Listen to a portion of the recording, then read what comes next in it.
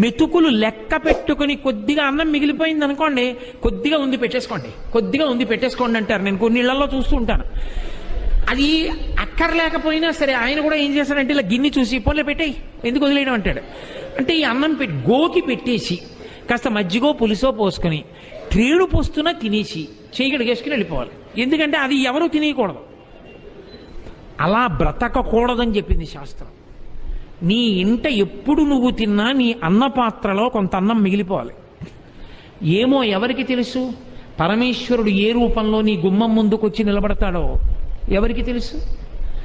ఆ వచ్చినప్పుడు నువ్వు ఆ పట్టెడన్నం తీసి పెట్టగలిగితే చాలు, తరిస్తావు. అందుకని ఇలా పెట్టి నువ్వు బ్రతకగలిగితే దానికి మనుష్య యజ్ఞము